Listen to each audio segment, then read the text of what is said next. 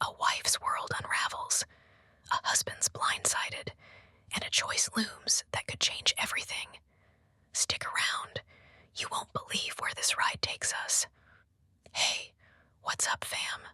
Don't forget to smash that like button, drop your thoughts in the comments, and hit subscribe to keep up with our wildest stories. All right, let's dive in. I never thought I'd be in a spot like this at 64. Life was supposed to be chill by now, right? Mornings sipping coffee on my porch swing, afternoons lost in a good book, and evenings kicking back with my husband John Carter, swapping stories about the good old days. But one night, a single convo flipped everything upside down, leaving me wondering what I even knew anymore. It all kicked off at this fancy corporate gala thrown by John's company. He'd been grinding there for over 30 years, climbing the ladder with that quiet hustle of his. His boss, Michael Hayes, was this tall mid-60s guy with a slick vibe. Think salt and pepper hair swept back, and a vibe that screamed, "I've got this," without even trying. The event went down at this swanky downtown Chicago hotel, the kind with massive chandeliers dripping golden light over a sea of sharp suits and sparkly dresses. The room buzzed with chatter, clinking glasses, and a smooth jazz band vibing in the corner. Honestly, I'm not big on these things. I'd rather be home in my cozy sweats, but John begged me to tag along.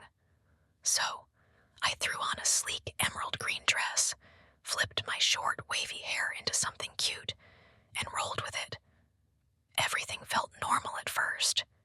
John was off schmoozing with his work buddies, and I was making small talk with the other spouses, sipping a drink and people watching. That is, until Michael strolled up. "Emily, got a sec?" he asked, his deep voice cutting through the hum of the crowd. I froze for a beat.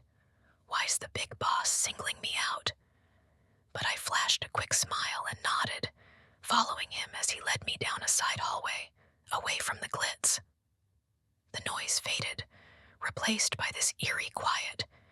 He ushered me into a private lounge.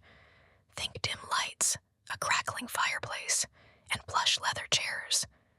The vibe was heavy, like something big was brewing. My heart kicked up a notch as I sank into a seat across from him. "Hope I'm not dragging you away from anything," he said, flashing a tight, almost jittery grin. "Nah, you're good," I replied, but my curiosity was screaming.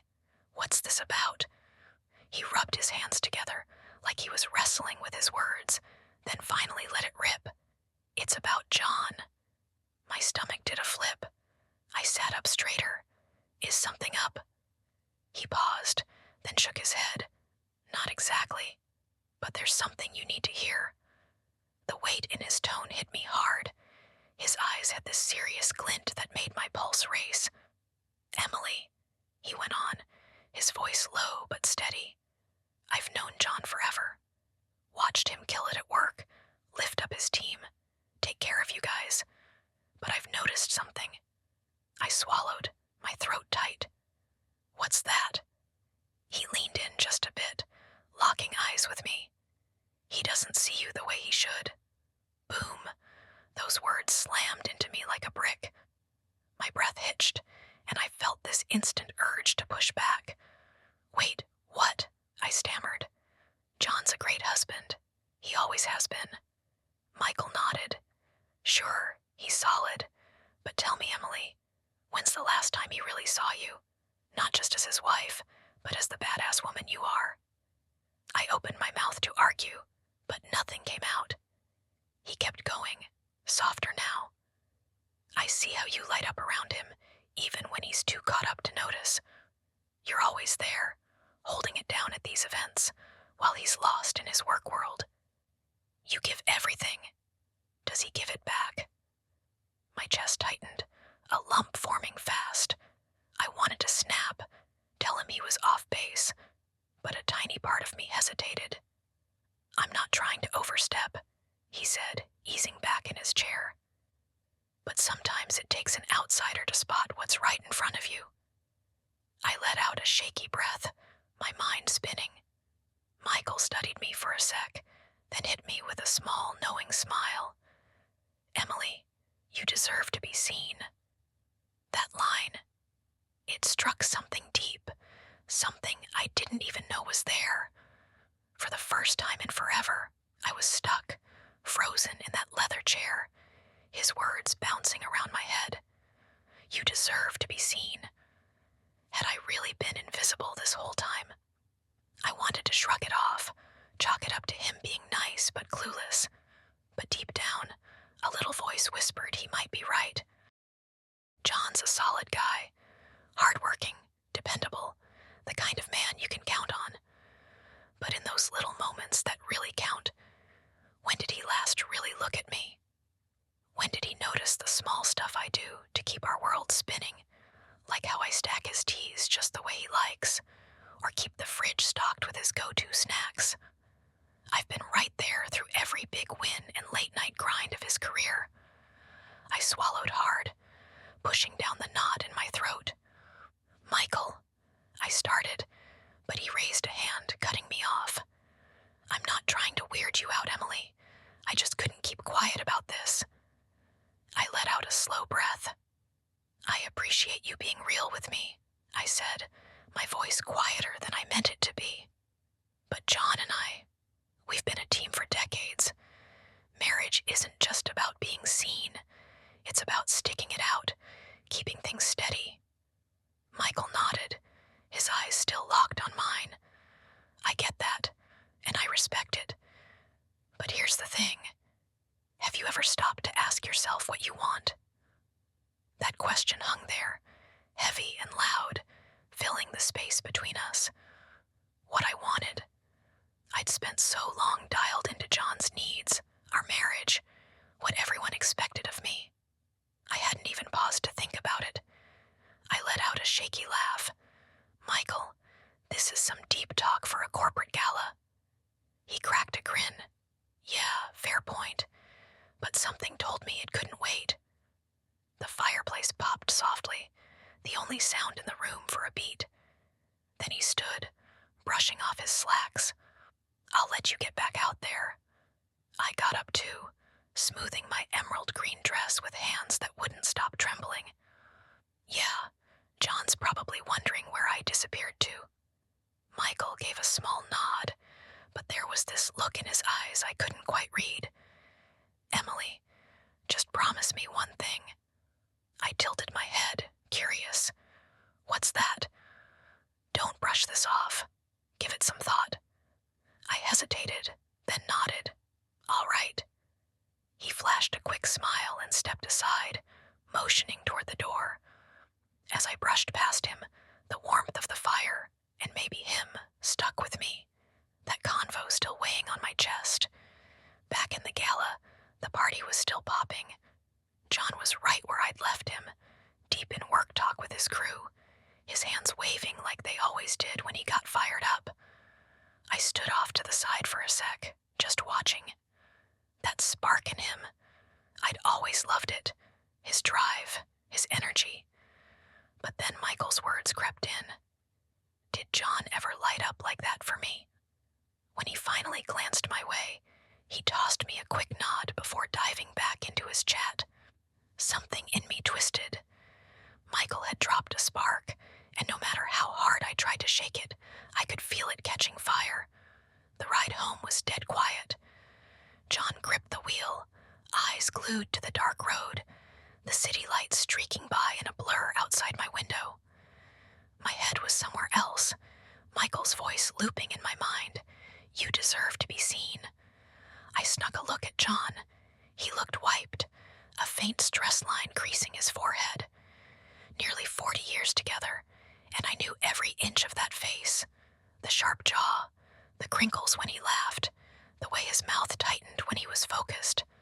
But when did he last see me? He cleared his throat, snapping the silence. "You have fun tonight?" The question threw me. He asked it every time, every event, every party, like clockwork, more habit than heart. I paused. It was interesting. He nodded, barely there. Cool. was it. Conversation over. I turned back to the window, watching the city fade into the sleepy suburbs. When we got home, John did as usual, shrugged off his jacket, dropped his keys on the counter with a clink, and shuffled to his office for one last email check. I lingered in the kitchen, staring at the empty spot he'd left behind. I wasn't mad, not really. John's always been this way, all in on work, locked into his routines. He's given me a good life, a steady one. But Michael's words had flipped a switch, stirring something I couldn't shove back down. I wandered to the bedroom and caught myself in the mirror. 64 years old, silver streaks weaving through my short, wavy hair, soft lines mapping my face, proof of all the years I'd lived. But my eyes, they hadn't changed. Staring back at me in that mirror, I spotted something I'd missed for way too long: loneliness. I'd always figured this was just how it goes when you get older, right? You fade into the background, settle into the same old groove. But now, I wasn't so sure. The next morning, John bolted for work, planting a quick peck on my cheek. "Gonna be late tonight. Big client meeting," he said, already halfway out the door. I flashed a small smile. "All right, drive safe." Then he was gone. I lingered there in the doorway, the quiet creeping in. Normally, I'd dive into chores, laundry, groceries, maybe fussing over my little porch plants. But today, I was antsy. Before I could second-guess myself, I grabbed my phone and punched in a number I never thought I'd call. Michael picked up on the second ring. "Emily." His voice had this tiny spark of shock.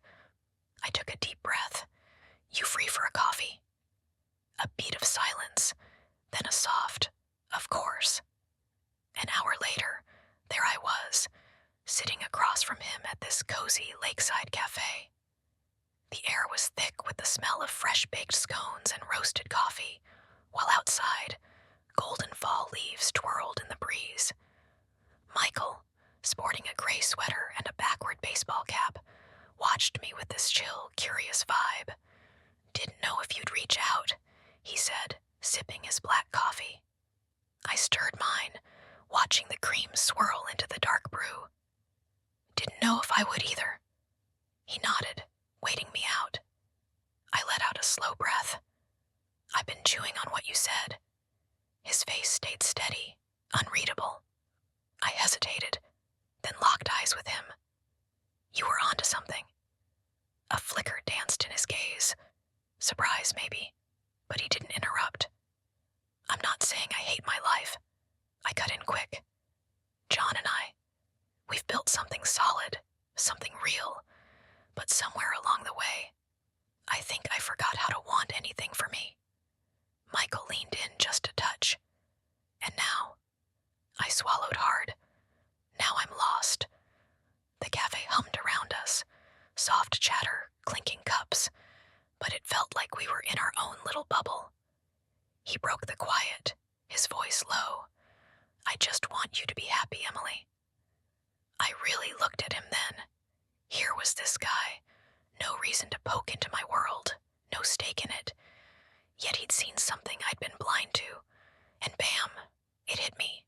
I had a choice to make. I sat there, hands wrapped around my warm mug, steam curling up between us. "I just want you to be happy." His words sank in, heavy but kind, like a wake-up call I'd been dodging forever. I'd spent years convincing myself steady was enough. Security, loyalty, the whole package. And it was. But Michael had flipped the lid on something else. Something I didn't even know I'd lost. A hunger to feel. I took a shaky breath, the weight of it all pressing down. "Michael, I don't know what to do with this." His eyes softened. "You don't have to do anything right now. Just think, what makes you happy? When's the last time you did something just for you?"